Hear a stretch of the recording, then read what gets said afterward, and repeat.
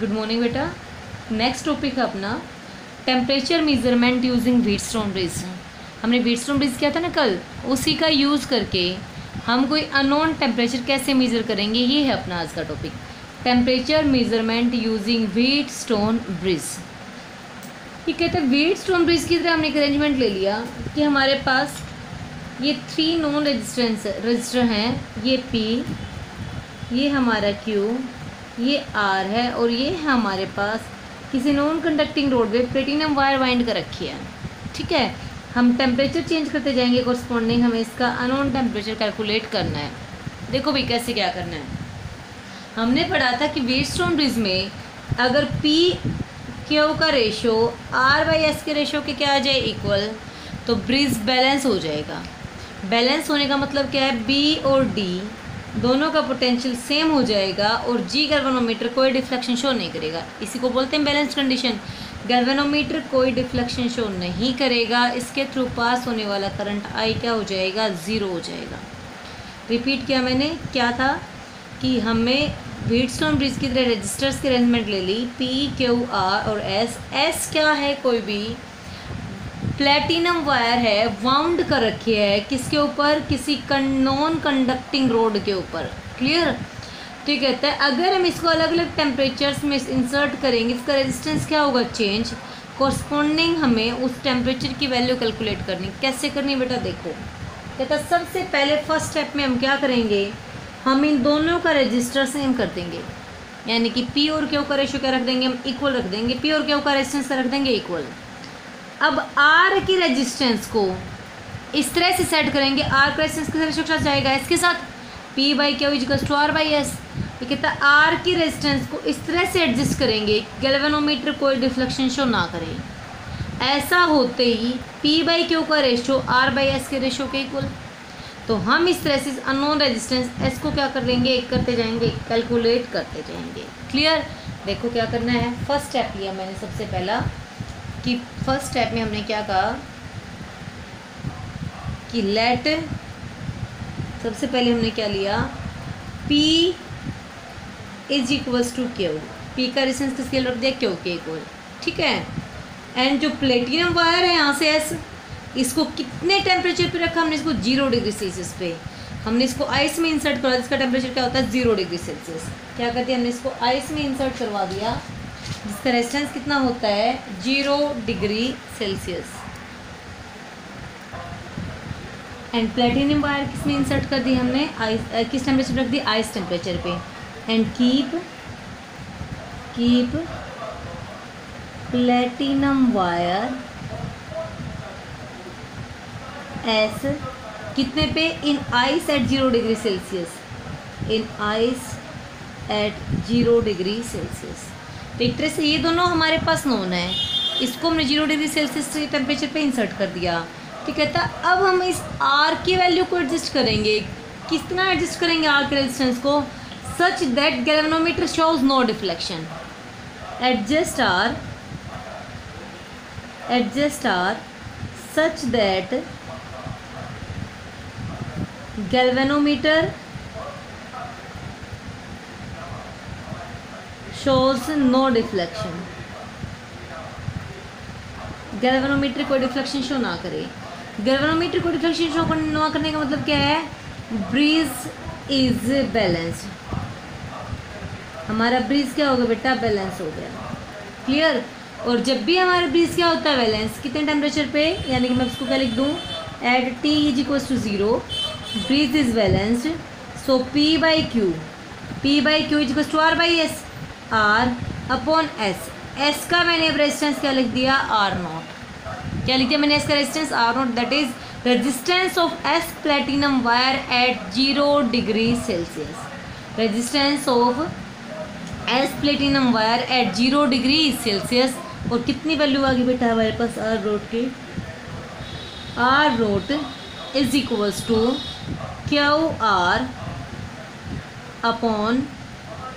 QR upon P। As we know Q and P are equal, Q और P दोनों क्या है, equal. So as Q = P, so P = Q, R naught is equals to R naught 0 degree Celsius पे R naught, इसके resistance R naught के क्या आ गया बेटा, इक्वल आ गया R is equals to R naught. Clear बेटा। सेकेंड पॉइंट, अब क्या किया हमने, उसी प्लेटिनम वायर को, keep platinum wire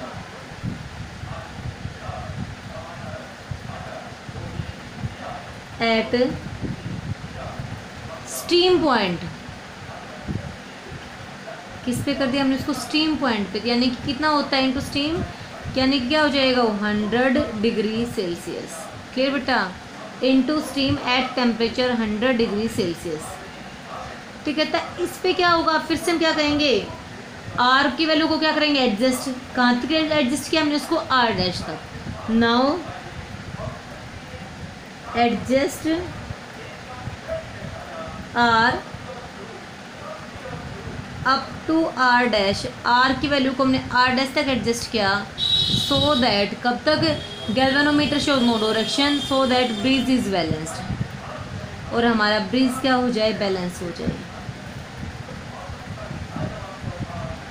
bridge is balanced. Clear बेटा। तो क्या मिला हमें, क्या मिलेगा अब, P at temperature 100 degree Celsius, P by Q is equals to R dash by R 100। ये रेजिस्टेंस कितना बन गया, आर डैश, एस कितने टेम्परेचर पे था, 100 पे, तो रेजिस्टेंस कितना पे होगा, आर 100 पे। यहाँ से हमने किस वैल्यू निकाल दी बेटा, आर 100 की, कितनी वैल्यू आ गई, Q R dash upon P, P के दोनों क्या है, equal, so R 100 is equals to R dash. तो बताओ, आपने आर 0 भी कैलकुलेट कर लिया, आर 100 भी कैलकुलेट कर लिया, क्योंकि जो भी इस टाइम की यहाँ पे आर की वैल्यू होगी वही हमारे क्या होगी, इसके आर 0 की और आर 100 की। तो एक तरह से हमने आर नोट कैलकुलेट कर लिया कि ये तो हम अपने, अब हम चेंज कर रहे हैं, हमें इसमें पता है ना कितनी वैल्यू कंसीडर कर चुके हम, आर 100 कैलकुलेट कर लिया, आर नोट और आर 100 आ गया। अब हमें क्या लेना, प्लेटिनम वायर को किसी भी अननोन टेम्परेचर पे, now platinum wire into a bath, platinum wire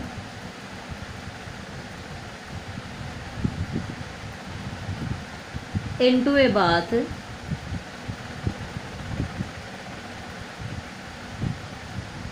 कितने टेम्परेचर पे बेटा, T टेम्परेचर पे, एट T डिग्री सेल्सियस। आपको ये T डिग्री सेल्सियस का रेजिस्टेंस कैलकुलेट करना है, टेम्परेचर T कैलकुलेट करना है, कि हमें नहीं पता उस हॉट बाथ का टेम्परेचर क्या है, हमें उस T को क्या करना है, कैलकुलेट करना है। फिर से क्या क्या हम रिपीट किया, and adjust R is equals to R double dash, so bridge is balanced, so that bridge is balance, bridge balance होते फिर से क्या आ जाएगा, यानी कि at temperature T P by Q is equals to R double dash upon RT। Temperature कितना होगा अब इसका जो रेजिस्टेंस होगा वो किसके इक्वल होगा, हमारे पास RT के इक्वल। हम R को एडजस्ट करेंगे कहाँ तक, R डैश डबल डैश तक, so that bridge is balanced. So platinum wire का रेजिस्टेंस कितना हो चुका, वो RT। यहाँ पे प्लेटिनम वायर का रेजिस्टेंस कितना था, R100, यहाँ पे क्या था, R0, यहाँ पे RT। फिर से हमने क्या कैलकुलेट कर लिया, यहाँ से RT कितना आ गया बेटा, हमारे तो 1 है, RT is equals to R double dash. तो आपके पास 3 रेजिस्टेंस आ गए, दैट इज क्या है हमारे पास, at T is equals to 0 resistance of platinum wire S is equals to R naught, at T is equals to 100 resistance of platinum wire.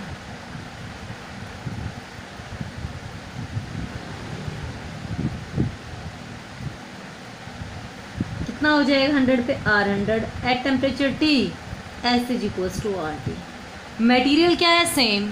हम क्या formula use कर सकते हैं, कोफिशिएंट ऑफ थर्मल कंडक्टिविटी। क्या होती है बेटा, coefficient of thermal conductivity as coefficient of thermal conductivity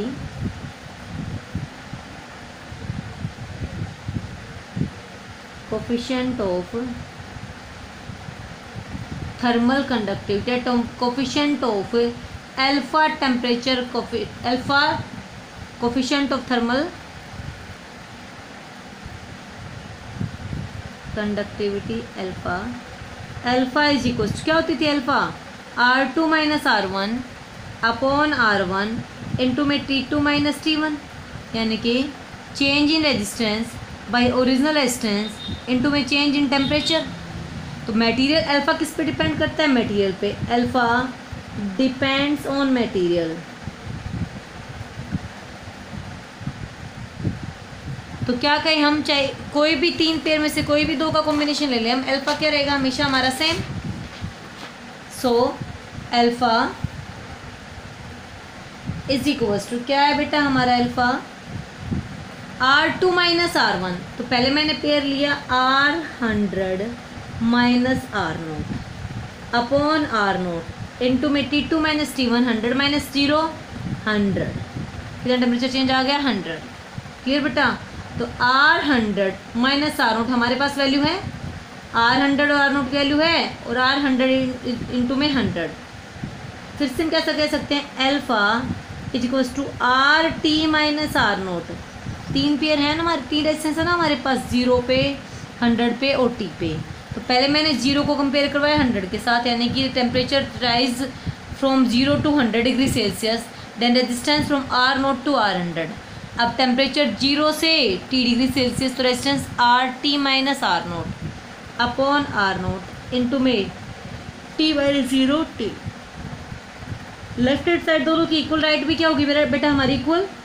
so R100 minus R0 upon R0 into 100 is equals to RT minus R0 into में R0 इंटू T। R0 से R0 cancel, हमें T निकालना, तो T की value कितनी आ गई? RT minus R0 upon R100 minus R0। ये 100 यहाँ पे क्या है? डिवाइड में, इधर आके क्या हो जाएगा? मल्टीप्लाई में। इधर आके क्या हो जाएगा हमारा? मल्टीप्लाई में। हमें इन सब की वैल्यू पता है। RT को हमने किससे रिप्रेजेंट कर रखा है? R resistance at temperature T को R डबल डैश से। R0 को हमने किससे रिप्रेजेंट कर रखा? ओनली R से। R100 को R डैश से, माइनस R0 को R से, इनटू में 100। किसकी वैल्यू आ जाएगी बेटा? टेम्परेचर T की वैल्यू आ जाएगी। किसकी वैल्यू आ जाएगी? टेम्परेचर T की वैल्यू आ जाएगी। इस तरह से आपको ये टेम्परेचर के क्वेश्चंस को सोल्व करना है, अननोन टेम्परेचर को निकालना है। किसकी हेल्प से? व्हीटस्टोन ब्रिज की हेल्प से। नेक्स्ट हमारे पास एक क्वेश्चन बेटा, ये सर्किट अरेंजमेंट दे दिया। Each resistance is R। Each resistance क्या है हमारा? R, यानी कि ये भी R, ये भी आपका R, ये भी R, ये भी R और ये भी R। ईच रेजिस्टेंस क्या है? R। Calculate the equivalent resistance of the electrical circuit A and B। Calculate R equivalent between A and B। A और B का R इक्विवेलेंट निकालना है। देखो एक बार मैंने कल भी बताया था आपको, ऐसे क्वेश्चन जब भी हों तो इनके लिए क्या करो बेटा, एक सर्किट को पहले सिंप्लीफाई करो, फिर पता चलेगा मैं वो व्हीटस्टोन ब्रिज बन रहा है नहीं बन रहा। बन रहा है तो बैलेंस फॉर्म में है या नहीं है। बैलेंस है तुम सीधा यूज़ कर लेंगे, बीच वाले गैल्वेनोमीटर के थ्रू जाने वाले रेजिस्टेंस को नेगलेक्ट करके। नहीं बन रहा तो हम किरचॉफ लॉ अप्लाई करेंगे। हमने सिंप्लीफाई किया पहले इसको। ये इलेक्ट्रोड है भाई, तो यहाँ तक कोई भी सर्किट में ना रेजिस्टेंस है, ना कैपेसिटर है, ना कोई भी EMF चेंज हो रही है हमारे पास। तो यानी कि जो पोटेंशियल ए का वही पोटेंशियल इस पॉइंट का, तो क्या बन गया एक तरह से ए से लेट इस पॉइंट को क्या मान लिया हमने? D, C, और ये क्या है हमारे पास? B। तो ये A, ये हमारा B, ये पॉइंट C, और ये हमारा क्या हो गया? D। तो A से हमारे 2 पाथ हैं, A से एक C और एक D। तो मैंने इस पॉइंट को क्या मान लिया? A से मेरा फर्स्ट रेजिस्टेंस है, किसकी तरफ गया? A से हमारा फर्स्ट, ये एक तरह से A है ना, तो फर्स्ट किस तरफ गया? हमारा C की तरफ। दूसरा A से किसकी तरफ गया? D की तरफ। दूसरा A से किसकी तरफ गया? D की तरफ। क्लियर? अब आगे चले हम। कहते हैं C D के बीच में एक रेजिस्टेंस है, C और ये D, इनके बीच में भी एक रेजिस्टेंस है। ये तीनों यूज़ कर लिया हमने, A C A D C D, A C A D C D। इधर का सर्किट सोल्व हो गया। इधर चले हम, A था ये। अब चले हम B पे, ये B पॉइंट, B से D के बीच में एक रेजिस्टेंस है और B से C के बीच में एक रेजिस्टेंस है, यानी कि C से B और D से B। तो यहाँ पे हमने क्या कर मान लिया? B, एक तो C से B और एक D से B।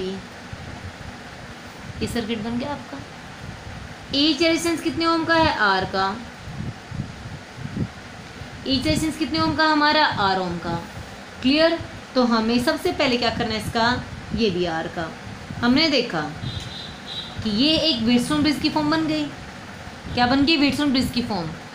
इसको हम पी बोल देते, इसको क्यू, इसको आर, इसको एस। सारे किसके equal? R R R R. तो क्या कहूँ मैं, in this Wheatstone bridge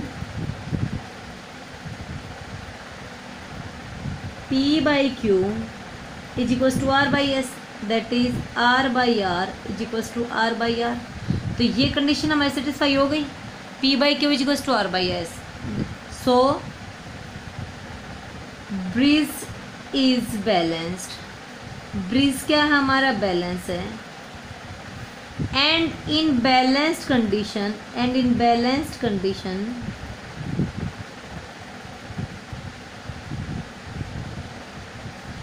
no current flow in CD branch. Balanced condition में सीडी ब्रांच में कोई करंट फ्लो नहीं करेगा। क्यों नहीं करेगा? कि इन दोनों का रेशियो अगर इक्वल है तो यहाँ से आई करंट गया, दोनों में इक्वली डिवाइड हुआ। ए को पॉइंट क्या हमारा कॉमन, तो सीडी का पोटेंशियल क्या आ जाएगा? सेम। तो अगर पोटेंशियल सेम है तो कोई करंट फ्लो नहीं करेगा। In balanced condition no current flow in CD branch. CD branch में कोई करंट फ्लो नहीं करेगा। तो ये रेजिस्टेंस क्या कर दिया हमने? Neglect. So R across CD is neglect. CD के अक्रॉस वाला जो आ रहा है वो हमने क्या कर दिया? नेगलेक्ट कर दिया। क्लियर बेटा। अब हमारा जब ये रेजिस्टेंस हट गया, ये नेगलेक्ट हो गया, तो कैसा सर्किट बन गया? एक तरह से इन दोनों का सीरीज ए बी के साथ क्या है हमारा? पैरेलल में। तो क्या बन गया हमारा सिंपल सा सर्किट? आर आर, ये बी आर और ये बी आर, ये ए और ये क्या हमारा बी। क्लियर बेटा। इन दोनों का सीरीज आर आर का सीरीज कितना हो गया भाई? 2R। इन दोनों का सीरीज आर आर का सीरीज भी कितना हो गया? 2R। R in series with 2R। तो इस ब्रांच का ऊपर वाले का, इसको बोल रही हूँ मैं फर्स्ट पाथ, इस वाले को, तो इसका आर एस कितना आ गया? R plus R. इसका भी आर एस कितना आ गया? R plus R. और 2R किस में आ गया? पैरेलल में। So R equivalent is equals to क्या आया हमारे पास? 2R पैरेलल में। तो क्या होता है पैरेलल में? R by n. आर कितना आया था हमारे पास? R series by n. R series कितना है? 2R और एन कितना है? 2। So R equivalent is equals to R ohm. R equivalent कितना आ गया बेटा आपका? आर ओम आ गया। क्लियर। ये कहता है इसी सर्किट में also calculate current through A C B. ये आपका ए था, ये सी और ये बी। ए सी बी का करंट निकालो। If a 10 volt DC source is connected between A B. अगर ए बी के अक्रॉस हम कितने वोल्ट कनेक्ट कर दें? 10 वोल्ट। कितने वोल्ट कनेक्ट कर दें हम? 10 वोल्ट। तो क्या निकालना आपको? इसका करंट निकालना है। Clear. If value of R is 2 ohm. अगर वैल्यू ऑफ आर कितनी हो जाए? 2 ओम। तो देखो एक बार आपको बेटा इसका ये निकालना है करंट। ए ये क्या था हमारे पास? सी। ये क्या था हमारे पास? डी। तो आपको ए सी बी का करंट निकालना है, यानी कि आपको I1 निकालना है। देखो इसके पैरेलल में पोटेंशियल बी कितने का कनेक्ट कर दिया बेटा? 10 वोल्ट का। बी कितने का कनेक्ट कर दिया है? ए बी के साथ पैरेलल में 10 वोल्ट का। ए सी बी का रेजिस्टेंस कितना है? 2R।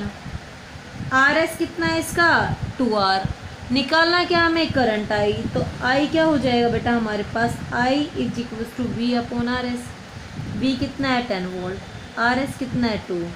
If R is each R is 2 ohm. ये कंडीशन दे दी। If each R is equals to 2 ohm. Each R कितने का हो जाए? 2 ओम का।